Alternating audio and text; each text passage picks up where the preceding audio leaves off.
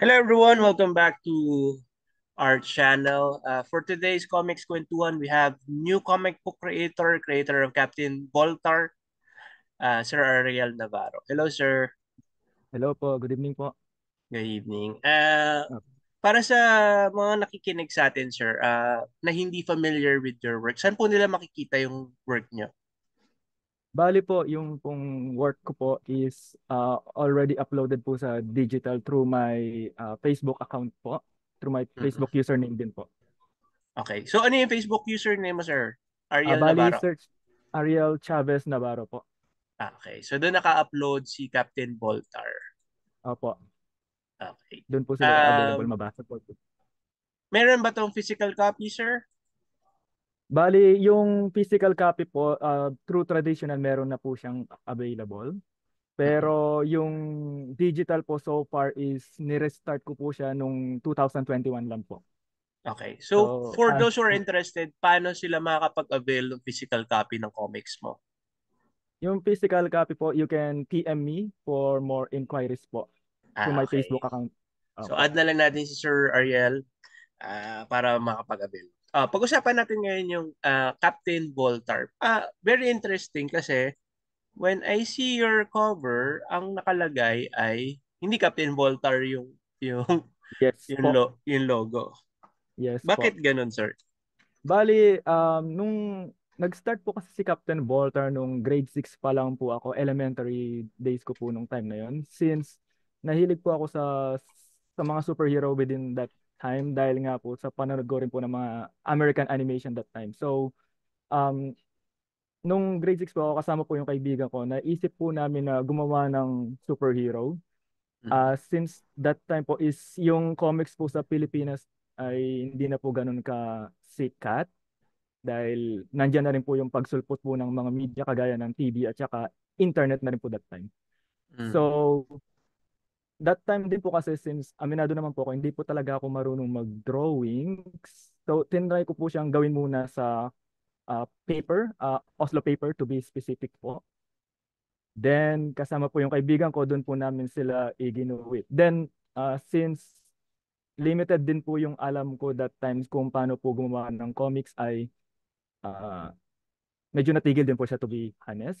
At Mm. noong 2021 nga po, kagaya nga po ng sinabi ko is naisip ko po siya na i-relaunch at baguhin po lahat halos ng mga story na hindi naman magandang tingnan through modern era po natin.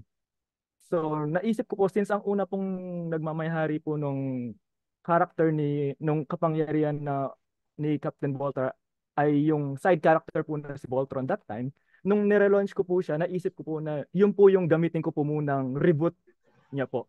And then dun sa task po ng comics is nilagyan ko na lang po siya ng caption na bago si Captain Volta tapos parang Voltron po muna, parang ganun. Okay. Opo. Pero ano yun nga, nung nakita ko yung comics mo kasi dilingin sa kaalaman ng mga nakikinig, nagpatulong sa akin ni Sir Ariel na ma-print yung Opo. comics niya. Isa sa mga nakita kong sobrang interesante is yung title nga niya is Voltron na medyo alam naman natin na may sikat na gumagamit ng pangalan na yun. Hindi ka Yes. ba naging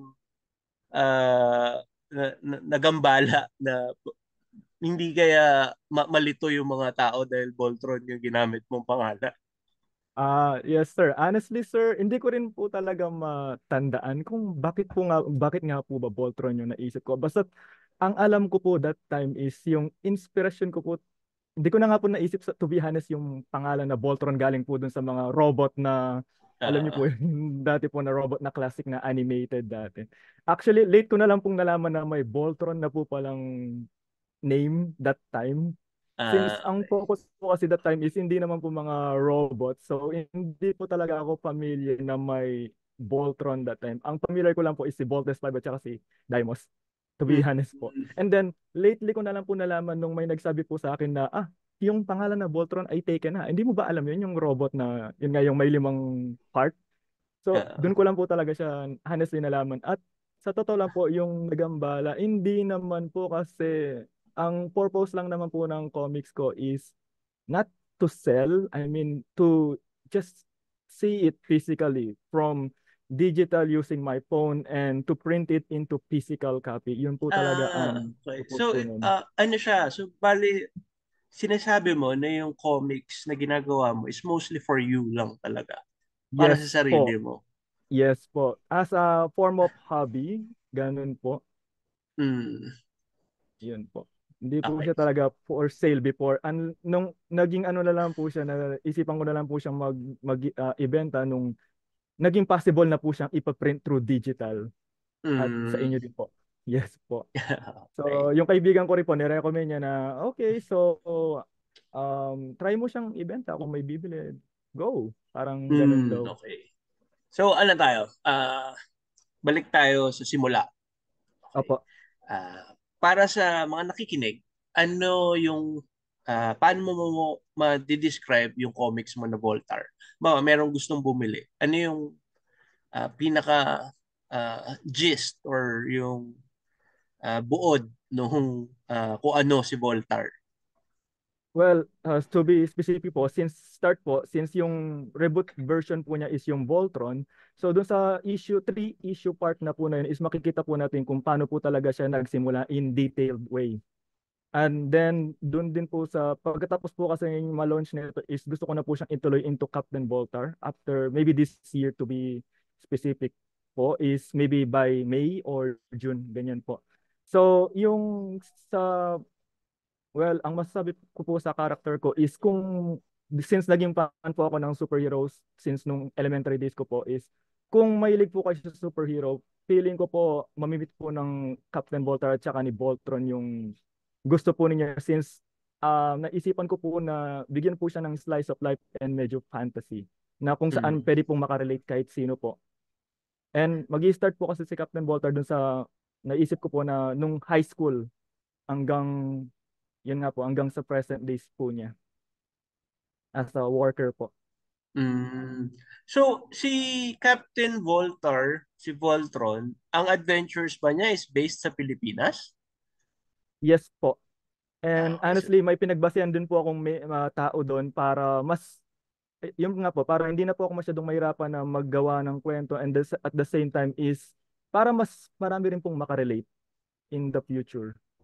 mm. And honestly, gusto ko rin po sanang ibalik yung parang presensya po ng comics dati na parang medyo medyo manga na rin po yung dating in the future. Hindi pa po ako umaabot sa ganong part dahil nga mostly yung design ko po is mostly American and usually cartoons, not really a graphic novel style. But Mm. in the future, I'm planning to target that needs po. Mm. Okay. Yung background mo, sir, sabi mo Opo. hobby mo lang yung pagko-comics. So, Opo. meaning meron ka talagang day job na iba. Yes po. As of now po, I'm currently working as an ESL teacher po sa loob po ng Clark. And of Mm. course, yung ESL teaching po is more on teaching English for Asian student po na nagpupunta dito sa Pilipinas like Korean and Chinese to learn English. Okay. Opo. So, pag may time din po ako, doon ko po sinisingit yung pag-drawing po ng mga script or ng mga Mm. storyboard na rin po. Ayan. So, speaking about yung pag-drawing and yung pagsusulat, I Opo. assume you are a fan of comics din. Yes po. Yes po. Okay. Pag-usapan natin yan. Ano yung mga kinalakihan mong mga comics? Ano yung nag-inspire sa'yo para gumawa din ng sarili mong comics? Okay po. Bali, nung 2006 po kasi may nabili po ang tatay ko na comics which is Action Comics po. Ito po siya. Mm. Ito Ito po talaga ano yung ba? Ed first McGuinness ba yun? Oh. Opo, ito po yung first comics ko po na nabilan po ng tatay ko worth 60 pesos that time. And nung pagkabukas ko po nito, honestly, hindi po ako naging interested dun sa drawing. Mas naging interested po ako dun sa story po by Geoff Mm. Johns that Ah. time. So, nung time po na yun is nagkaroon na rin po ako ng pangarap na sana po balang araw na makagawa din po ako kahit ganito lang po. Kahit na hindi po siya mabenta, basta makita ko po siya at mahawakan through physical copy. Dahil iba rin po talaga kapag, alam niyo na po, pag physical po, kumpara sa digital. Mm. Noong time na yan, gumagawa ka na ba ng comics? 2006? Nung time na yun po is nagpa-practice pa lang po ako mag-drawing that time. Since Mm. limited din po talaga yung drawing skill ko that time. Mm. And So, then yung story, paano mo na-develop ngayon yung pagdo-drawing? Nag-aral ka ba? O self-taught lang lahat? bali, since mahilig din po ako manood ng mga animation, kagaya po sa mga, usually po mainly on DC Comics and Bruce Timm style po na animation since madali Mm. po siyang magaya kumpara sa ibang animation. Oo nga. Then, natry ko rin po yung style po ni Jack Kirby, which is magaling po kasi siya sa dynamic ng composition po ng action. And honestly, fan po talaga ako ng mga action. So, tinry ko po siyang ipag-combine and then na-create ko po yung art style ko since honestly, nung high school pa po ako. And then since nagkaroon din po ng pandemya, so na-stuck po ako sa bahay, doon po ako nag-try na i-update po yung skill na yon. And tinry ko rin po siya na mas ma-improve pa po ng kumpara dati. Mm. So, bale, ang sinasabi mo, nagsimula ka with Action Comics. Si Geoff Johns pa yung Opo, writer. writer. Pero, familiar ka rin ba with our local comic books? Yes po, of course kay Mars Rabela po yung Captain Barbell at saka Darna, which is si Captain Barbell po is yung naging main inspiration ko po sa paggawa kay Captain Voltar dahil nga nakita ko po yung 2006 TV series po ni Richard Gutierrez noon. Mm, okay. So, Nagandahan bale, po ang talaga ako. exposure mo sa mga comic book characters natin is through Opo, TV na. Hindi True TV po. hindi mo na naabutan yung Opo, may mga naabutan comics po ako. mismo. Opo, may naabutan po ako dati na binabasa po nung mama ko is kaso more on drama na lang po siya that time and yun na lang po yung nakikita kong natirang mga Filipino comics na available through renting that time po. Yung So, renting pa. Oh. opo, yung renting pa po siya that time before pocket books and then ito na nga po yung media ngayon. So, yun lang po talaga yung mga naabutan. Mm. At saka funny comics po pala. Funny Nung nagawi comics, po of kami sa course. Bataan that time, may nabili po kami sa bangketa na funny comics, 50 Ah, pesos. Yun po. 50? Opo. That 50? time. Grabe Opo. naman. 15 lang yun eh. Oh, sabi po nila, ano na daw po yun, nung time na yung tinanong ko po, sabi po ng tatay ko, bakit ang mahal, 50 pesos? Tapos, yun nga po, yung quality ng paper is usually yung cheap version lang po ng Oo. paper, di ba? Sabi po nila, ano na po kasi yan, parang limited edition na daw po. Eh, pinalit ko po si tatay Okay. ko Di po, ko nabili niya naabutan po. yung 50 pesos na funny comics ha. Anyway. Ah, Bukod doon sa yung mga established natin na industry-based na comics, naging familiar ka ba sa comics community? Yung mga self-publishers natin, yung mga local independents. Opo. Bali, yung nakilala ko po sina Budget Tan ng 13 po. Mm, Which is so far po kasi nung na-hook po nila ako dun sa tema po ng comics nila yung yun nga po yung parang mga aswang, yung mga elementals, mythical creatures po ng Pilipinas. Honestly, big fan po ako. Lalong-lalo na po nung kinalakihan ko rin po kasi yung TV series na Pedro Penduko na galing po kay Francisco V. Conching that time. mm, Yung bida po nun is si Matt Evans at yun nga po, kaya nagkaroon din po ako ng exposure konti sa mga komikera ng Pilipinas po. Pugad mm. Baboy, yung mga ganun po, yung mga Okay. more on comedy. Kaso napansin ko lang din po kasi na parang medyo parang madalang na lang din po makakita ng mga superhero comics which is yun po kasi yung mga pasok sa taste ko po talaga. Meron kasing panahon sa era ng self-publishing, 2007 to 2010. Ang dami talagang superheroes Opo, kung hindi mo na abutan na ano siya. I guess nag iba-iba na rin sila ng genre eh. Yung iba yung mga creators na dating gumagawa ng superheroes.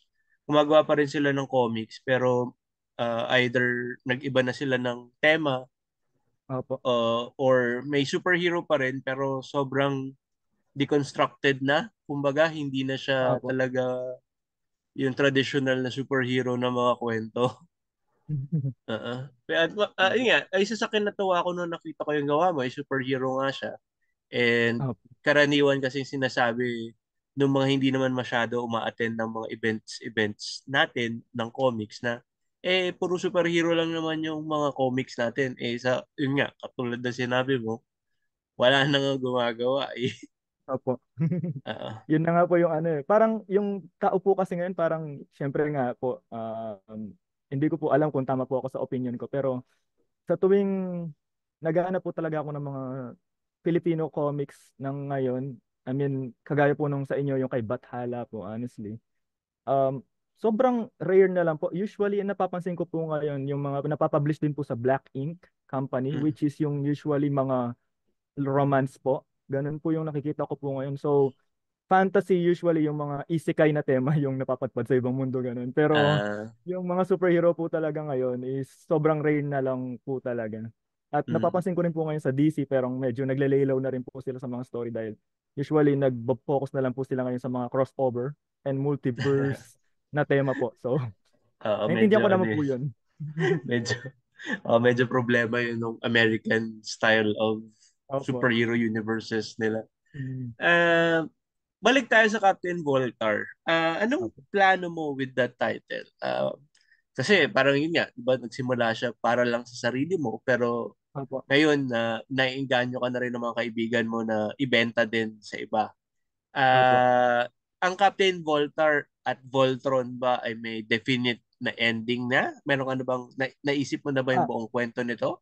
yes po. Yung kay Voltron po is na ngayon nagwo-work na po ako para sa last part niya po which is yung part 3. Almost halfway na rin po ako dun sa kwento niya. And then yung kay Captain Voltar po to be honest, nagawan ko na po siya ng ending last 3 years ago. Mm. Dahil nga po gusto ko rin po na if ever na syempre po if ever na mamatay man po ako in the na hindi ko siya matatapos o magagawa, gusto ko po meron na po siya talagang script or storyboard na nakagawa. So kung sino man po yung makakapagpatuloy nun, is either yung mga next generation ko po is mas maganda po sana na yun, makikita po nila yung ending. Kahit hindi na po makita ng ibang tao, at least yung mga willing na makabasa po is nandun na po yung script at makikita na po nila yung ending. Okay. Opo. Sa paglabas naman nitong ng comics mo, kasi medyo limited kung sa Facebook lang natin nakalabas, 'di Yes ba? po.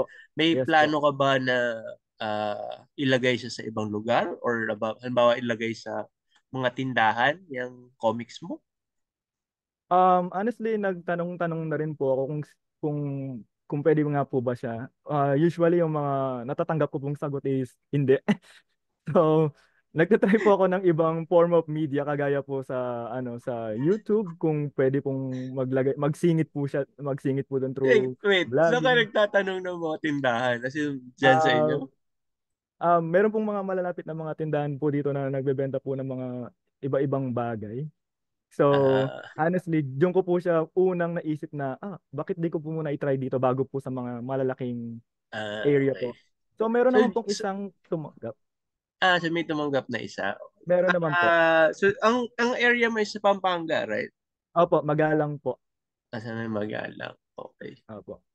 Baka kasi kung interesado ka, may mga comic book shops dito sa Manila na Oh, meron po. friendly with independents, with mga self-publishers na Okay pwede mo po. ring lapitan. Pwede ko sa'yo ibigay yung mga contact after natin ng Sige po. usapan. Oo. Opo. Kasi, yun nga, katulad sabi ko, sobrang limited if kung mag-isa ka lang. Tapos isa pa siguro masasuggest ko is mga comic book groups, community groups sa Opo, Facebook. community Oo, groups. yan. Opo. Kasi marami doon na hindi lang mga kapwa creators, meron ding mga mambabasa doon na baka maging interesado sa gawa Mm-mm. mo. Oo. Opo. Thank you po dun sa ano na yun. Oo. Pero sir, honestly, minsan ang challenge po sa akin since ngayon na-busy nga po kayo, 'di ba, nung mga nakarang araw. So, ang pinaka-challenge po kasi sa akin ngayon is maghanap po talaga ng ng printing service na makakapag-provide po ulit ng yung quality po ng drawing ko. Mm, Medyo pricey po pero I mean more cheaper, parang budget friendly po kasi nagbe-base din po kasi tayo sa mga ganun yung presyo po nila, 'di ba? mm, mm. Oo. Baka subukan mo kaya one time na pasyal Apo. ka sa area namin, tapos pakilala ka doon sa mga imprenta. Kasi mahirap din pag minsan pag ano lang via, anong tawag dito? Via electronic mail lang or Yes po. tawag lang. Mm-mm. Since karamihan ng mga imprenta dito, ay busy at wala naman talaga silang matinong front office, ang na-entertain nila kaagad is yung nandun physically. Physically po. Opo. Oo. Yun nga, Oo nga. medyo challenge sa'yo Mhm. since medyo malayo ka. Pero I'm sure Yes. meron din naman siguro around your area na mga ganyang suppliers. Honestly po, nag-try po ako sa mga Facebook po. Mm.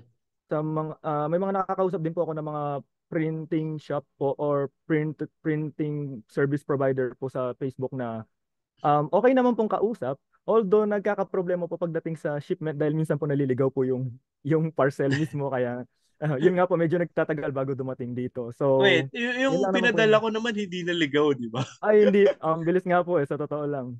So, okay po yung ano yung first po, yung mga second medyo nagka-problema na po nung nakahanap naman po ako ng ano ng printing service po kaso nung yung second po, yun nga po na-delay na po siya ng mga almost 2 weeks ganyan. So, nag-print po sila ulit and then naligaw na naman Ah, po ulit. naligaw na naman. Anong ginamit nilang Opo. courier? Oh, so ano pala to, shout out sa GoGo Express. Yun yung ginagamit ko. Go, go, Express. Yung sa amin po, parang nakita ko po doon sa sinanya pong ano sa akin is parang JNT po yata yung ginamit po nilang Okay, sige. delivery service po. Okay. Oo, yan yung ano ang mga problema with sariling sikap na mga bagay. Kasi Opo. as a self-publisher din, nagbebenta din ako ng comics ko. Pag hindi mo pinagkakatiwalaan yung courier mo, parang ang hirap magpadala. Di ba? Parang mas gusto Oo. mo mga ikaw na lang yung magdala eh. Kasi para sure ka na maano, mahal din na yung comics natin, mawala yun. Opo. Lugi ka na Mm. kaagad. Opo. Yun nga po yung nagiging challenge nga eh.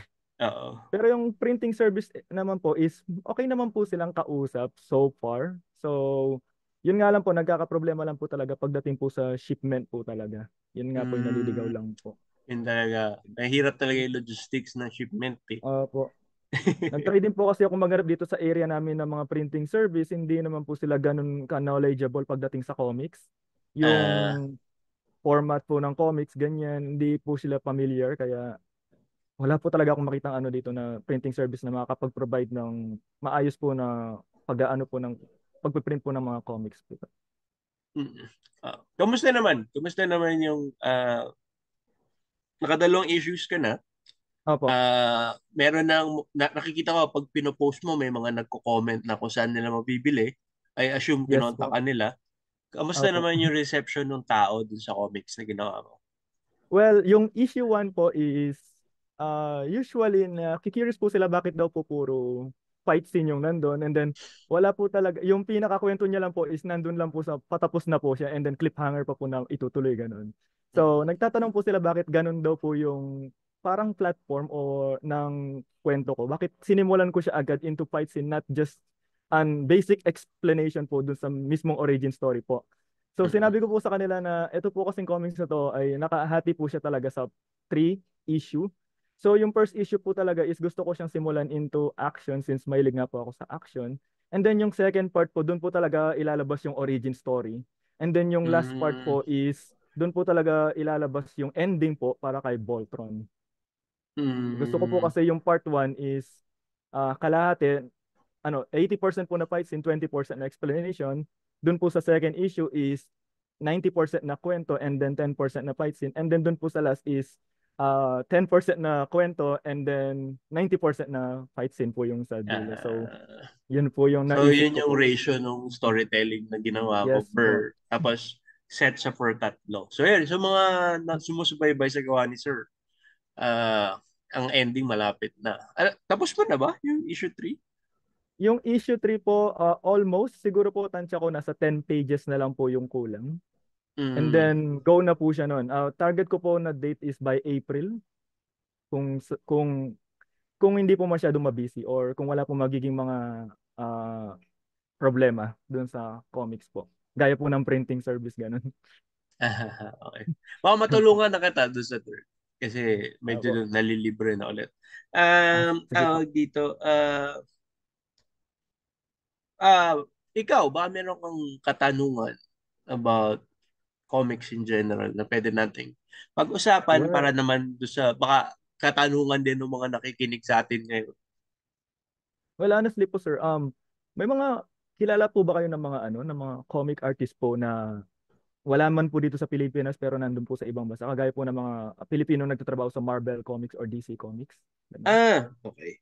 Isa sa mga magandang outsource natin na kilala tayo sa labas ng bansa. And marami tayong mga Filipino illustrators na based Opo. dito sa atin na nagkatrabaho sa labas.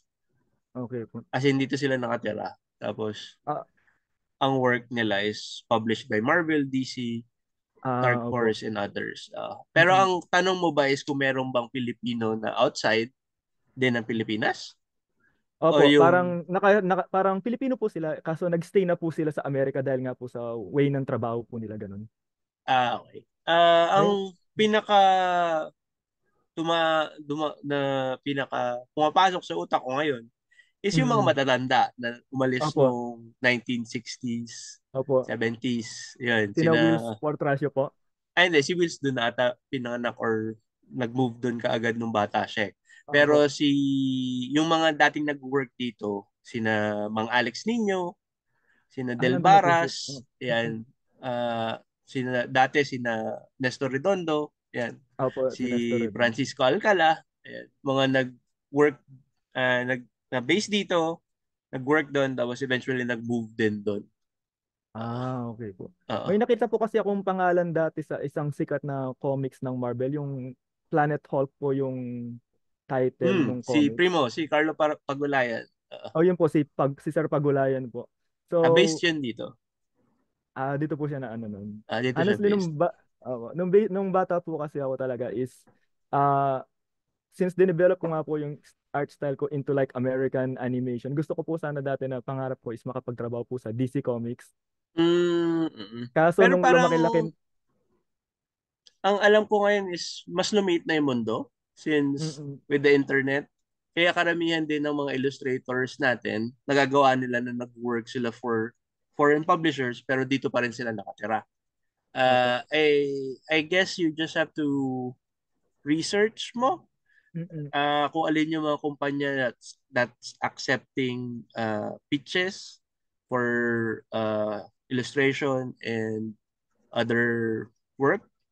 Kasi ako, personally, yun din yung trabaho ko. I work as a comic book all-around guy. Nagkukulay Mhm. ako, nag-i-ink ako, nagpe-pencil din pag minsan, nagsusulat din pag minsan, nagle-letter, yeah, para sa mga All foreign around. publishers. Opo. Ang kailangan mo lang is maghanap ka sa mga work sites. Marami ng mga work sites katulad ng Fiverr, yung mga or yung mga Odesk, yung mga ganun. Mayroon mga naghahanap doon eh. Pero karamihan na naghahanap doon are mga indies din. This DC, Marvel, and yung bigger publishers, meron silang usual call for pitches or for Mm. submissions. Katulad nung huling event dito sa Maynila, yung Superman nila, nagpunta Op- yung publisher. Publisher nga ba si CB Cebulski, publisher ng Marvel. So Marvel siya yung Comics. parang head honcho ng Marvel na para tumingin ng mga portfolios ng mga interested na illustrators dito. So yun, mag-watch out ka lang sa mga ganun kasi may ilang events dito sa Pilipinas nagbe-bring in ng mga ganun, mga editors from other publishers. So, Opo. yan. Yun po. So, kahit pa paano po ay may mga nagpi-pitch pa rin po pala talaga dito na Mm. mga from foreign country tapos pupunta po sila sa Pilipinas para lang po na May mga ganong instances. Tapos meron din namang mga agencies na nagre-represent ng mga Filipino illustrators. Pinaka, ewan ko kung meron pa rin silang offices dito, pero si Sir David Campiti ng Glasshouse glass Comics, house. Mm-mm. ayun, nag-agent sila ng mga Ah, artist para mabigyan sila ng work from publishers. Yung mga ano, pero yun nga, katulad ng sabi ko, dahil nga may internet naman, pwedeng ikaw mismo yung lumapit. opo. Mm-mm. Oo. So parang mas madali na nga po ngayon dahil nga po sa internet. Oo, dati kasi i-airmail Mm. mo yun. Eh ngayon, Yes po. i-email mo na lang. Matagal pa po nang Unless bago. i-request yung original art ng Mm-mm. publisher. Mm-mm. Ayun. Kaya nga po, medyo mas thankful na rin po sa internet ngayon dahil nga po nagiging mas nape-post na po yung mga gawa ko kahit papaano, and then mas may mga nakakita na rin po through sharing na rin po. Mm. Yun. Tsaka dahil nga po dun, kagaya nga po ng napag-usapan natin dati is, yun nga po, kayo nga rin po yung unang nag-print ng comics, and honestly, naging malaking impact po talaga yun sa, hindi lang po sa akin, sa mga kaibigan ko rin po. Kaya, Mm. yes.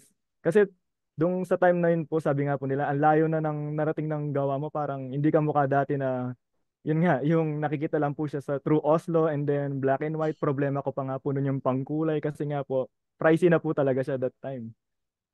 Bibili ng Mm. Oslo, bibili ng, alam mo yung pangkulay po, lapis, sign pen, Mm. gano'n. So sa ngayon, ano yung ginagamit mo para gumawa ng comics? Bali, gamit ko po yung mismong phone ko po. So phone. Oh, Yes very po. interesting. Kasi parang hindi ba mahirap gumamit ng phone para gumawa ng Ah, comics? Honestly, sir, nag-try, nung unang i-recommend po sa akin ng kapatid ko yung pag-try sa phone, medyo ayoko po siya kasi yun nga po, maliit. At saka, Mm. dahil nga po, baguhan po talaga ako that time. Alam ko lang po yung traditional, hindi po ako marunong sa digital. So, usually tablet po kasi yung gamit eh. Kaya Mm. nung sinabi po sa akin ng kapatid ko na sa cellphone, parang, ha? Pwede ba yun? Parang ganun. So, one time po is, sinry ko po siya since bored na po ako nung that time. At saka nakita ko po kasi yung possibility ng digital na yung color palette po is unlimited, parang ganun. Mm. Kumpara, at saka mas cheaper po. Kumbaga gagastos ka na lang po kapag pinrint mo na po siya. Hindi po yung kamukha ng bibili ng Oslo, bibili ng sign pen. So parang mas convenient po siya ngayon. At saka at the same time, um, pag po kahit saan, pwede mo, dala-dala niyo po yung phone. So kahit saan, pwede ka mag-drawing, ibig sabihin. So hindi mo siya Mm. kailangan, alimbawa pag tablet, malaki. So yun nga po, Paano medyo ka mas nagdo-drawing delikado nun po. gamit daliri mo? Minsan daliri po, pero madalas meron po kaming nabili sa Shopee ng mga ano, ng mga pen. Okay. So may stylus ka. Okay. Opo, yung parang ganito po. Ah, Opo. ano So mas namang, naging con- anong software yan? Kasi interesting. Kasi baka merong ang available lang niyang resource is cellphone, baka tapos naghahanap din siya ng way na mag-comics. Ano yung gamit mo Opo. software? Bali yung gamit ko po is sketchbook na application. Hindi po kasi ako marunong dun sa Ibis Paint. So nagtry Mm. po ako ng ibang software na mas friendly para sa mga beginner kagaya ko. So naisip ko po na try po yung sketchbook. So ganito po yung ano niya, Ay, yung di siya hindi maliwanag. po siya makikita. So search niyo na lang po yung sketchbook sa sa Anong ano yan? Anong App Store. tawag yan? Ano yung developer? Hindi ko na po hindi po ako Kasi familiar sa marami developer. sketchbook na lumalabas eh. Po. Hindi po ako familiar sa developer pero try ko po siyang tingnan. So bali ang nakalagay po Ito yung ba dito. yung may lapis? Yung lapis yung icon? Opo, yung may kulay orange na Okay. background.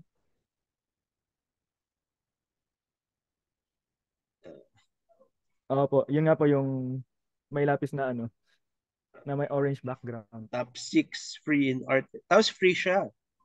Opo, free po siya. So any update niya po is free din po. Kaya mas convenient po talaga siya. At nag-update po sila last year, December. Mm. So mas marami pong nadagdagan sa features niya. So friendly po siya sa mga beginner na artist kagaya ko. Excuse me. Mm. Ayun, baka gustong may interested na tingnan yung sinabi ni Sir. Magandang additional knowledge na pwede ka maggawa rin ng sarili mong comics sa iyong cellphone. Bibili ka Yes lang po. ng stylus sa Yes Shopee. po. Anong Yeah. Which stylus is yung gamit mo? Ayan. wala po siyang name eh, pero this one po is 75 pesos po sa Shopee. Ano yung isi-search nilang item para alam alam nila? Bale yung sa akin po kasi noon is sinearch ko lang is stylus pen, at yung seller niya po, ang pangalan po ng seller na ano niya is Peter Lee Pogi po yata yung nakalagay doon sa ano. Okay. Opo. Okay. So hanap na lang kayo ng pinaka-affordable na or ano. And Opo, so far may maganda mga naman cheaper. yung experience ni Sir Yes sa po. ano. Oo. Opo. So marami po siyang available na pen nibs at saka mga effects kung gusto niyo po siyang i-try. For sure. Sobrang interesting yan. Opo. Sir, ikaw, baka meron ka pang ibang gustong pagkwentuhan natin about comics. Bali po sir, yung sa akin na po is na-curious lang po ako about doon sa character niyo po, yung kay Bathala po. Okay. Opo. Bali, paano po ba siya nag-start? I mean, yung idea po ba talaga is yung character design niya po ba is galing po ba sa inyo? Parang ganun? Okay. Katulad nung sa'yo, si Opo. Bathala ay nagsimula nung high school. Mahilig ako nung time na yun sa X-Men. Hindi siya mukhang X-Men, Opo. alam ko. Opo.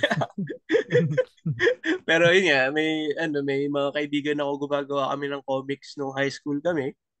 Tapos isa si Bathala dun sa mga ginawa kong character. Hindi Bathala yung pangalan niya nun. Parang Peril ata or something. Peligro, Oh, parang iba po ganun. yung pangalan niya. Iba yung pangalan niya. Bali, saan po nag... Tapos, kaya lang siya naging Bathala kasi parang nung 2007 to 2010, sabi ko maraming superhero comics nun, di ba? Si Opo, Gilbert opo. Monsanto, gumawa siya ng Bayan Knights. Tapos naglabas siya ng call for mga original Filipino superheroes. Tapos Oh. naisipan ko lang na sige, sali ko rin yung mga dati kong ginawa. Tapos ang nakita kong design nung time na yon, yung kay Bathala. Tapos yun yung sinabit ko. Oh. So yung inspiration, sir, sino may inspiration po ba kay Bathala na character? Ganun? Pinaka-inspiration siguro kay Bathala, usually ang isipin ng mga tao si Iron Man, di ba? Opo, Pero, honestly ako po. pero more on si Thor actually yung ano. Kasi parang binase Oh, ko siya sa loosely based, hindi ko siya binase opo. academically sa sa Filipino myths. So parang ano ako na may race ng mga Encanto slash gods na Mhm. nagmamanipulate ng mga going-ons dito sa ating bansa. Ganun. Tapos naging vessel niya yung character na yun. Ah, Tapos yung isa kong comic title, Tigmaang Salinlahi, fantasy opo. fantasy yun, di ba? So mahilig ako sa fantasy, action, yung mga Lord of the Rings, mga ganyan. So mahilig din ako sa Dungeons and Dragons, role-playing game. Okay So po. Yun po yung naisip ko na unang. kung mapapansin mo dun sa Bathala, si Bathala is heavily armored, Yes tapos po. may sword siya, Mhm. tapos may kumbaga god na Mhm. blessed siya by Bathala, diba? Paladin siya. Opo. Tapos may isa pa akong superhero na character na si Matanglawin. Opo. Ayun, Ranger naman yun. Wala siya dyan. Tapos si Sona naman, yung Amazon ng parang Darna analog ko. Opo. Amazon, Yung kulay pink. Yung nakakulay pink po ba yun? nakulay pink. Opo. Amazon siya. So, Amazon slash warrior barbarian. Ano siya? Opo. Character classes sila sa Dungeons and Dragons. Ah. At saka sir, may tanong po ako. Mm, May sinend po kasi kayo sa akin comics doon na naka-enclose po doon sa unang issue po ni Botro na pinaprint ko po sa inyo, di ba? mm, Na-curious po ako na isang bagay dito sa ano na to. Yung issue 1 na pinadala niyo po sa akin, ito po. mm. Na ano po ako sa design, parang yung character design po na ginamit po nila is parang more on animation na ano Americans ganun. Ah, ah. Parang Pwede po ba yung yun sinabi mo si Bruce Timm po ba influence yun? yung Opo. animated universe ng DC. DC Opo, parang Animated ganun po yung nakita Universe. ko. Also, kasi So, si Judd, yung artist ko opo. dyan, Okay po. ano siya, layout artist, animator dati sa Philtoons. Nag-work siya Mhm. for yung X-Men, the animated series dati. Okay. So, siya po yung nag-drawing dito? Siya yung nag-drawing. Hindi ako yung nag-drawing yan. Nagsulat lang ako. Ang ganda po ng design niya, to be honest po, kaya Magaling, magaling oh, talaga yan si Jan. opo, magaling nga po siya talaga. Kasi pati po mga angle, yung mga shading po Ah, is, which is dun sa part na yun, dun po ako nahirapan sa shading. Pero yung sa kanya po talagang, makikita po dito na hindi po talaga siya yung normal na artist. Yun talagang mm. magaling po talaga siya sa lahat ng angulo, tsaka sa action na rin po. Magaling. Tsaka tini-3D niya yan. Kaya po ba? So, Tini-3D and then, niya yung backgrounds, hindi yung mga drawing. bali sir, ito rin po, napansin ko rin po dun sa isang binigay niyo po sa akin, yung 3 to 4 po na Ah, issue. So, iba rin po, every issue po ba is iba-iba po ba yung nagdo-drawing, ganun? hindi, Or, hindi. Yung issue 3 kasi, opo. meron siyang parang side story ni Darna tuloy. ni Zona tsaka ni Kapitan Estatwa. Okay po. Tapos ang nag-drawing naman nun is si Aaron Felizmenyo. Magaling din yun. So, Pero kaya po yung the pala yung, rest naman, si Judd Latt nag-drawing yun. opo, yun pa rin naman po. Pero yun nga po yung nakita ko pa magandang part, yung pag, I mean, usually pag isa po kasi yung artist, may kanya-kanya na po silang specific na character or art style, di ba po? Mm-mm. So yung nakita ko po dito na napansin ko po na kumbaga dito sa issue 3 na to is hindi lang isa yung nag-drawing, parang may additional na artist pa na nag-drawing. Oo. Parang ganun. Mm. So Ngayon yun kung nga po. mabasa mo yung isa kong comics, Digmaan sa Linlahi, yun, iba-ibang artist yun per chapter. Ah, yung sa inyo sir, saan po, meron po ba kayong specific na sa inyo po yung ano doon, yung mismong drawing? I mean, Yung di po, nag-drawing, di tamad ako mag-drawing. Well, pero ngayon nagdo-drawing na ako ulit. opo. Nung nagsimula ako, yung una kong mga comics, ako yung nag-drawing. Mm-mm. Tapos, nung nagsimula ako magtrabaho sa comics, mas naging prefer ko yung may ka-collaborate ako. Kasi Okay po. medyo mas mabagal ako mag-drawing. Tsaka mas magaling Mm, mag-drawing at mas mabilis sila mag-drawing sa akin. okay po. Kaya ganun. So nag-focus ako nun sa production. So Ah, pagkukulay, pagsusulat, pag-letter, pag-produce ng overall na libro kaysa dun sa pagdodrawing.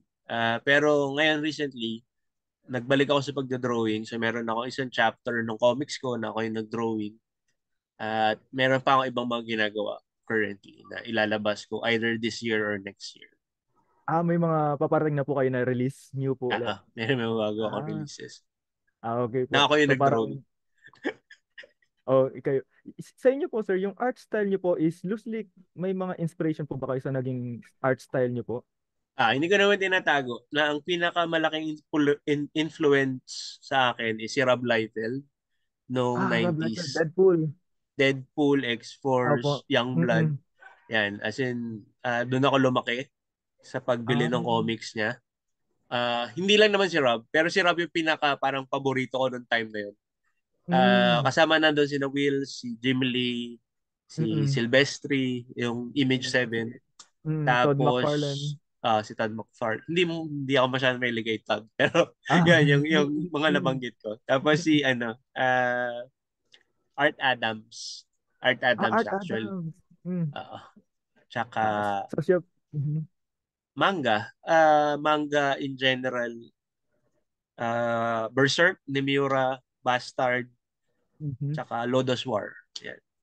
Yun po yung ano nyo, yung mga naging Yan yung mga, inspiration nyo po doon sa ano. yun naman, lahat na nabanggit ko, so yung mga kaedad ko na nakikinig sa ating kwentuhan ngayon, mapapansin nila lahat yun, tapos mag-click lang sa, dito pala niya kinopya yun. Oh. Mhm.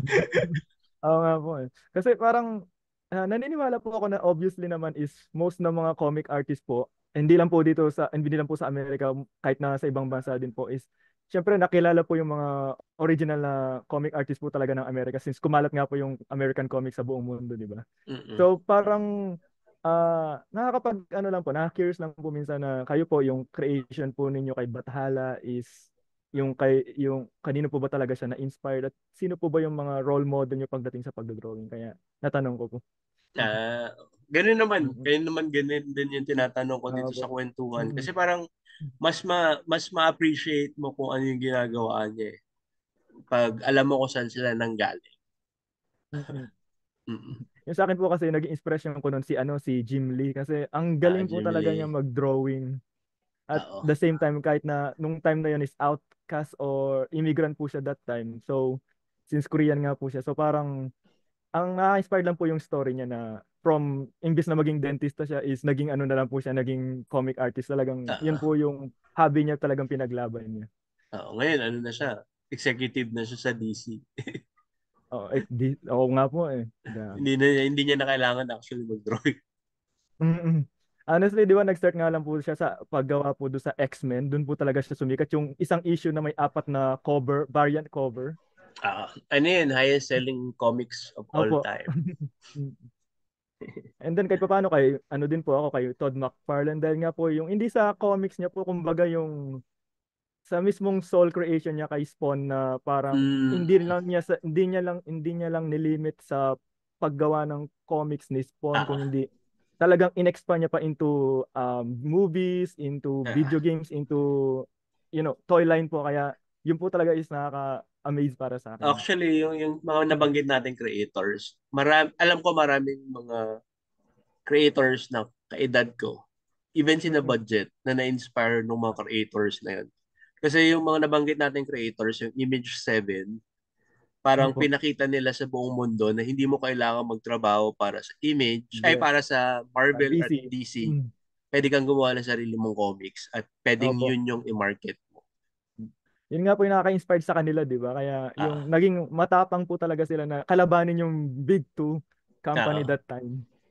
though At saka yung, in retrospect naman, ang gumawa rin naman ng pangalan nila is yung Big Two pa rin. yes po. Kumbaga nakilala rin po sila dahil Nakilala doon. sila dahil din doon. Oh. Pero yun nga po yung parang yung core value po ng paggawa po nila sa image that time is parang yun nga po parang ba't di ka gumawa ng comics sa sarili mong way? I mean nang walang nagtuturo sa'yo kung paano mo siya gawin. Kumbaga Ah, maging malaya ka sa paggawa ng own creation na comics mo parang ganun. Yun po ah, yung nakita kong best part po ng image comics that time. noong time na yun. Kasi, Mm. Mm. talagang, ang maganda noong 90s kasi, ano siya, nung time na yun, pumunta ka ng record bars, pumunta ka ng comic shop, every week may bago. Opo. As in bago, bagong title, bagong record, bagong ano. Hindi puro covers, hindi puro Mm-mm. paulit-ulit lang ng mga titles na number one ulit. As in bago talaga na, uy, ngayon ko lang nakita. Pero Nakaka-miss ngayon yung nga po, ganun eh. oo nga po eh. Yung ngayon kasi parang, since nga, kagaya nga po ng napag-usapan natin kanina is, hindi naman talaga ako lumaki sa generation ng comics dito sa Pinas. Kumbaga, naabutan ko na lang yung mga siguro 5% or 1% na lang bago ma-phase out sa mga renting shop or sa mga Yeah. bangketa that time.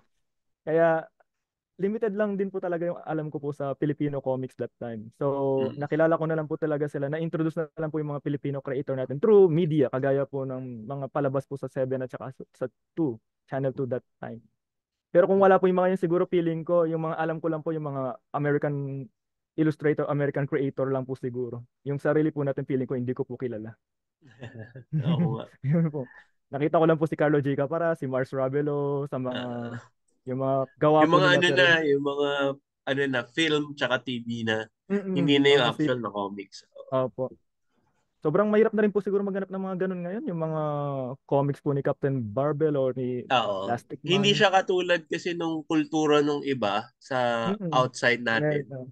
na Mm-mm. kinokolekta ulit, 'di ba? Tapos ginagawang graphic novels. Parang Yes. dito, parang hindi natin nakita na kailangan din natin 'yun na Oo nga magkaroon po tayo eh. ng record na meron tayong mga gantong comics dati. Mm-mm. Mm. Oh, sayang din po kasi yung mga ganun, yung parang kagaya nga po na sinabi niyo, parang i-reprint po nila, then Oo, 'di ba? i-compile po nila as one, parang yun po sana din yung inanap ko kasi may mga comics po ako dito sa DC dati na yung kagaya po ng The Death of Superman, yung 'Di ba 'yan, mga Watchmen, ganun. yung Oo. mga yan matatagal na po sila pero Oh, meron pa rin po silang 1986 pa copy. 'yun, yung Mm-mm. Watchmen. Oo. Mm-mm.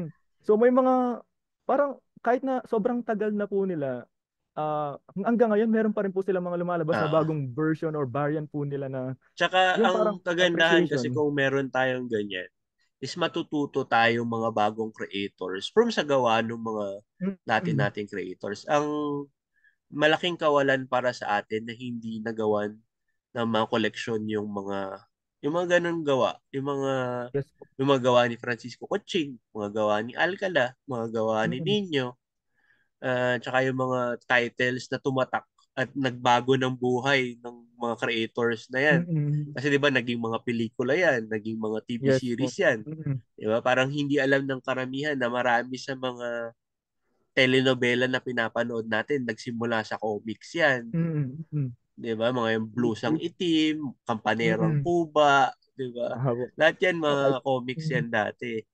And malaking disservice para sa mga mga gumagawa ng comics ngayon na wala tayong record noon, Mm-mm. wala silang pwedeng tingnan nung kung paano ginawa yung comics nung time na yon, 'di ba? Opo. At saka kung may mga sobrang rare na lang din po kasi ng pagkakataon na may makita ka or ngayon nga po lumalabas na lang po siguro sa mga social media yung mga reprints na lang po ng mga comics dati kagaya po ng mga Darna ganyan. Sobrang Oo.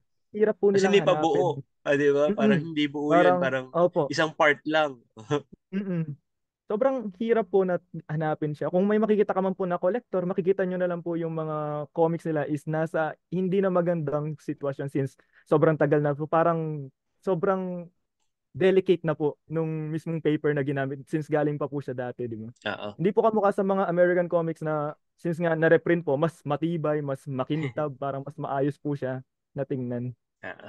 Kaya ano yan, Hindi ko po. isa yan sa mga Mm, advocacy ako na pag may nagpapatulong na magpa-restore ng comics, pag meron naman akong oras, tumutulong talaga ako na mm. ma-restore tapos ma-reprint yung comics. So yun sir, meron ka po bang ibang gustong pagkwentuhan o pwede na nating tapusin itong ating kwentuhan para ngayong Siguro gabi? sir, okay na po kasi nakilala ko na rin po ng maayos yung own creation niyo po na si Bathala. Then yung mga question ko about about sa character niyo po is nasagot Oh, naman po. yun yung hinihintay ko dito sa kwentuhan. May magtanong sa akin tungkol sa gawa ko. Joke lang. Kasi na-curious po talaga sir. I mean, hindi naman po sa ano kasi kayo lang po yung alam ko na nag nakilala ko in person. I mean, hindi man po in person, I mean through social media na parang kahit na to be honest, kahit na medyo patay na po yung comics sa Pilipinas, parang tinatry nyo pa rin po siya na ibuhayin. Parang Mm, ganun. ang sa akin lang naman kasi is, katulad ko na gumagawa ng sariling comics, maraming katulad mo din na gumagawa ng Yeah. sarili nilang comics. And gusto ko sana na mas maraming alam na gumagawa pa rin tayo ng comics. Mm-mm. Oo. So, alam Pero, ko walang mm, gagawa nito para sa atin. So, yes maganda po. magsimula na rin sa sariling komunidad ng mga nagko-comics. Yung Mm, pagpapakilala ng mga gumagawa. Kaya ikaw, opo. sir, saludo ako sa ginagawa mo. Pagpatuloy mo yung Opo. Kapitan Voltar at Well, Voltron. Oo. opo. Sana hindi ka kasuhan ni Voltron. Sana nga po. At saka, sir, last question na lang po pala. Yung pong sa inyo, sir, is ano po ba yung, since natanong niyo po kanina sa akin, ano po ba yung dahilan kung bakit gumagawa ka ng comics, sir? Yung sa'yo po. Kasi sa akin Okay. po, as a form of hobby, di ba? Kagaya nga po nasabi. Sa inyo po ba, Mm. sir? Katulad mo, mahilig ako sa comics. Tapos, Mm-mm. katulad mo, mahilig ako marami akong kwento sa utak ko na Mm-mm. gusto ko ibahagi sa ibang tao. Tapos, sa pagkukwento ko, meron akong yung mga gusto kong sabihin na, mga, hindi naman mga aral, mga bagay na pwede mo pag-isipan, doon ko nilalagay sa mga kwento ko. Mm. Oo. Okay po. At the same time, yun nga, malikhaing tao tayo. Gusto natin, nandun yung pag-uudyok na gumawa tayo ng something creative. Yes Uh, po. Katulad ng maraming nagko-comics, sasabihin nila, hindi naman kami kumikita dito. Pero talagang Mm. may compulsion na gawin eh. May compulsion na gumawa ng kwento at ibahagi sa ibang tao. Whether bilhin ba nila at pagkakitaan namin o hindi, ang Mm. mahalaga is mailabas namin yung mga kwento. Yes po. Mm. Oo. So, hindi po siya talaga about fame din yung sa inyo or money. I mean, fame siguro. Pero kumbaga, Mm, gusto niyo lang mag-share. gusto ko lang talaga ma-share yung kwento na nasa isip ko. Mm-mm. And sa fame naman, hindi ko na rin habol. Matanda na ako eh. Oo. So, hindi po talaga siya more on fame. Kumbaga, dahil gusto niya lang po talaga i-share yung Gusto ko lang comics. matapos. Nasimulan ko na eh, so gusto kong tapusin. Okay. So, Oo. nag-start po kayo, sir, 2006? Parang ganun? Ah, 2002. 2002. Mm-mm. Wow, decades na po. 2 decades na rin Two po. decades na. So Matagal far, na sir, ako kamusta naman nag-comics. po? Kamusta naman po yung journey as a comic artist po? Yung journey ko, masaya. As in, nakakilala ko ng mga kapwa ko na gumagawa ng comics. Nakikita ko yung mga unti-unting pag-build ulit ng industry. Wala pa tayong industriya. Opo. Pinaklaro ko yun, wala pa tayong industriya ulit. Meron lang tayong komunidad ng mga manlilikha ng comics. Community. Mm-mm. Pero nakikita ko na yung building blocks of building an industry again. Kasi meron na tayong mga from the private sector na gumagalaw. And from the recent years, yung gobyerno na rin is nagbibigay na rin ng tulong sa Oh. paghikayat ng mga would-be mga manlilikha, and hopefully in the future maayos yung infrastructure of redistribution nationwide ulit para mas maging aware yung tao sa mga comics, kasi katulad ng sabi mo, di ba? Ang hirap maghanap ng comics ngayon. Kasi Yes karamihan ng po. comics nandito sa may Metro Manila. Mm-mm. So Uh, sir, so base sa sinasabi niyo po ngayon, so may possibility pa po na ma-ikayat o ma-introduce po natin ulit yung Filipino comics sa bansa natin? ayun naman yung goal nung I Opo. think most of our Community. creators, the Mm-mm. community itself, na yun yung goal talaga. Maibalik yung kultura ng paggawa at pagbabasa ng comics. Kasi napaka-importante para sa atin as Filipino, kasi part yun ng identity natin na Yes malaking po. kawalan. Katulad Mm-mm. ng marami sa mga creators na nakakausap ko dito, lumaki kami sa comics. Kahit hindi kami Mm-mm. naghahanap ng comics, pag naghihintay ka sa barberya, pag naghihintay ka Mm-mm. sa sasakyan, maghintay ka ganyan, may mga comics dun na nakalat na babasahin mo eh. Kahit Mm-mm. hindi ka mismo yung nangongolekta. So kami lumaki kami sa comics, malaki siyang impluwensya sa pagkatao namin kasi entertainment wise, pati yung ideologies na nilagay ng Mm-mm. mga creator doon, visual, yung visual language namin, pag paano kami magkwento, nakuha rin namin yun sa comics, yun, mga ganong bagay. Sa malaking bagay Mm-mm. din na meron tayong ganong medium na Yes, nag sir. na nagsasalamin ng society natin. Be it fictional, be it science fiction or actual na slice of life, di ba? Mm-mm. Kasi yun yung sinasabi lagi ng mga bata, bakit sa Japan ang lawak ng manga na Mm-mm. yung manga Manga. nila. Mm-mm. Ganon din tayo dati. Kasi ganon din kalawak yung comics natin. Meron tayong Mm-mm. Mm-mm. bastos, meron tayong yung tungkol sa mga jeepney driver, meron tayong tungkol sa mga Mm-mm. lawyer, meron tayong mga tungkol sa mananabong. Lahat ng aspeto ng buhay, di ba? Merong gumawa ng Opo. kwento about it. Mm-mm. Yung maganda maibalik. Hindi ko Sana nga. sinasabi na Mm. madali ang maibabalik. Sinasabi Mm-mm. ko lang na sa 20 years ko, nakikita ko yung unti-unting pag-move ng mga taong dapat gumalaw para maibalik to. Hindi ko alam kung Oh, mababalik siya in my lifetime, okay. pero I'm sure na with people that are as passionate with making comics and making comics relevant again, Mm-mm. ay darating ulit tayo sa panahong ganun. Wow, okay. So meron pa pala talagang possibility na mabalik po yung dating Oo, pagkahikayat pagkahikayat ng mga tao sa pagbabasa ng comics dati. oo. Oo naman, La- meron yan. Last question, sir. Hmm. Um, ikaw, sir, since nagbabasa ka nga ng comics, meron ka bang pinaka naging influential na comics story sa buhay mo, sir? Local Since na o foreign? foreign, sir. Comics influential. Yeah, parang yung kagaya nga po ng nabanggit niyo po kanina yung ideology, parang binago niya po yung ideology niyo, parang ganun. Ayun nga, katulad ng sabi ko, ang pinaka talaga tumatak sa Mm-mm. batang John para mag-comics ay Image Comics. Kasi Image Comics. totally bagong comics. At Mm-mm. nasundan nyo nung mga galaw ni na Budget Tan, Jerry Mm-mm. Alangilan, at the rest of Alamat. Ang Mm-mm. pinaka tumatak sa akin ay hindi kwento. ang tumatak sa akin is isang exhibit, 1996, 1995, nakalimutan ko na kung anong taon. Ay, hindi ko rin matandaan kung sa Glorieta o sa may Robinson's Galleria. Batang dyan, nagpunta doon, tapos may exhibit si Alamat Comics. Mm-mm. Tapos nakita ko yung napakalaking drawing ni Jerry Alangilan ng si Mm. Timawa tumatalon sa may train station sa may Recto. Kasi Oh, malaking okay. drawing, parang 15 by Mm-mm. 20 ata yun. Laki. Oh, laki na.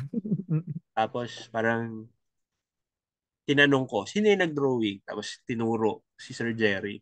Tapos nakita ko, oh, ang daming comics. Tapos sabi nung nandun, kami yung gumawa ng mga comics na yan. Tapos doon ko naisip Mm-mm. na, ay, pwede ka palang gumawa ng comics. Pwede kang gumawa ng sarili mong comics. So yun yung isa sa mga pinakatumatak sa akin as a young creator, yung formation ng image, Mm-mm. yung mga alamat comics na exhibit. Tapos eventually, nung mas matanda na ako, nasa kolehiyo ako, si Culture Crash Comics.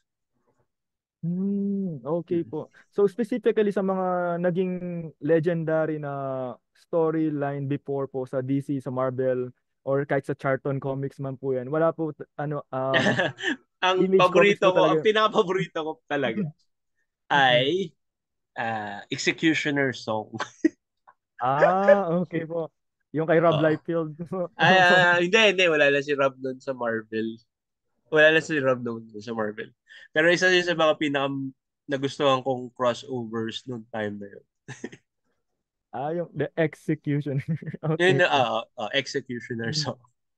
Kasi bali yung napapansin ko po kasi mga kumbaga ng mga nakakausap ko ng mga ibang comic artist po is usually na-inspired daw po sila sa mga legendary writer dati po kagaya po ni na Alan Moore, Mm. ganon, sina Frank Miller po. Sige, babaguhin ko yung sagot ko. Apo. Para Mm. si paborito ko kasi si Neil Gaiman. Hindi, joke lang. Oh, si Sandman. Si Gusto ko yung Sandman po. gawa nila. Gusto ko yung gawa nila. May certain appeal yung gawa nila. Mm. It's a deeper, more more technical, more na pagsusulat. Opo. Ah, ah. Kakaiba nga po yung style ni Neil Gaiman na ano. Pero ang ano ko kasi with comics is gusto ko yung frivolity ng comics na Mhm. pwede siya maging dead serious na may entertaining pa rin. Tapos pwede Mm. din siya maging sobrang absurd. Yes. Sobrang absurd na Mm-mm. parang lang na hindi mo dapat hahanapan ng same substance ng Yes. Vertigo ni na Mm-mm. Gaiman yung gantong gawa kasi it's different kind of entertainment. So Mm-mm. gusto ko yung sobrang malleability ng comics na pwede kang gumawa ng sobrang absurd, pwede kang gumawa ng sobrang layered, pwede kang Mm-mm. gumawa ng social commentary, pwede kang gumawa ng wala lang, idiocy lang. Gusto mo lang, ganun. Yung gusto mo lang. So, yun yung gusto ko Mm. sa comics. And hindi dapat natin kinakahon yung comics na sabihin natin na dapat ganito lang yung comics, dapat Mm, ganyan lang. mm, So, kung ano yung mm. gusto gawin ng creators, trip na yun. Walang pasagan ng Mm. trip. Well, honestly, yun din po talaga yung pinaka naging ano ng Image Comics dati pa, di ba? Yung pre of all, yung parang creative. Oo. Yung gawin mo Pero, siya in your own way. oo. Pero, caveat doon sa ganun, maganda rin naman matutunan ng mga creators yung fundamentals. Yes. Kasi okay lang maging siraulo pero alam mo yung rules na binabali mo. Kasi iba Mm-mm. bali lang ng bali tapos hindi na rin maintindihan yung gawa niya kasi wala ang fundamentals. Wala. So maganda rin mag-aral about yung medium kung paano siya nakakapag-convey ng kwento. Tapos Yes po. maganda rin na kahit kahit ang gagawin mo yung gusto mo, grounded ka pa rin with yung knowledge of kung bakit yun yung ginagawa mo. Yes, sir. Mm. Yun. Yun nga po. So, sir, thank you po. Sobrang, ang dami ko pong natutunan na ideas ngayon, new ideas para sa comics ko, which is, yes, useful po siya para sa akin in the future. Ah, ah. Ano naman, for everyone that's listening, for every comics creator, kasi alam ko may mga mukha akong masungit in real life, Yes, sir. pero ano naman, if you ask me a question, nasagutin ko naman. So if anyone has a question about anyone, or kung gusto nyong i-introduce kayo to someone na mas may alam sa akin, gagawin ko rin naman. So yun. Yes, sir. Sa inyo nga po si Sir, ano yung nag-introduce sa inyo sa akin? Si Sir Joshua Aguila. Si Josh. Si Josh. Opo. Nagtanong lang po ako sa kanya, Sir, may kilala ka bang pwede kong mahingin ng tulong about sa pagpiprint po ng own comics ko. And then sinabi niya, try mo si ganyan, ganyan, si Sir John Samar, sabi niya ganyan. Siya yung creator ni sabi niya, ni Bathala. Sabi ko po nung time na yun, sino si Bathala? Tapos nag-send po siya ng picture. Okay, ang ganda naman ng drawing niya, sabi ko nga. Tapos yun nga po, tinry ko po kayong i-approach, pero honestly, Sunday po yun, kung di ako nagkakamali. Medyo kinakabahan po ako kasi parang itong taong to na parang since nagpiprint na siya at nagpa-publish na siya ng own comics niya, medyo strict yata pagdating sa drawing ganun. So nagdalawang isip po talaga ako noon, and then nakita ko lang po yung reply niya within next day since yun nga po, doon ko na po kayo nakausap ng Monday. At honestly sir, nung pumayag po kayo talagang wow, ganun. Sa wakas, parang magiging possible na yung pangarap ko since 10 years ago pa. Sa ano lang yan, one thing lang na parang it doesn't hurt to ask. Para sa lahat. Kung meron kayong gustong tanungan, tanungin nyo na lang. Kung hindi kayo sagutin, edi wala. Kawalan Opo. din nila yun. Sige sir. Pero sir, gagamitin ko na rin po. Thank you po ulit para do sa issue 1 po ni Boltron, sir. Thank you po. Hopefully sir, in the future, meron pa. Sige, sige, sige. So yun, with that, tapusin na natin tong kwentuhan. Medyo mahaba. Maraming salamat sa iyo, Sir Ariel. Bigay mo sa akin yung links ng SOCMED social media mo para ilagay Opo. natin sa description box. Tapos sundan natin yung gawa ni Sir Ariel. Sundan natin si Voltron at si Captain Voltar. Hopefully makita natin yung physical copies ng books mo in the shops here in Manila soon. And para sa lahat na nanonood, nakikinig, thank you for watching. Please do share this video, like this video, follow me on Facebook, subscribe on me on YouTube, subscribe kayo dito sa channel na to, and support natin lahat ng local comics creator, lahat ng local comics title, puntahan natin lahat ng local comics events. Yeah. Thank you, Yun sir. lang. Maraming salamat. More Thank you. kwentuhan in the future. Bye-bye, guys. Thank you po.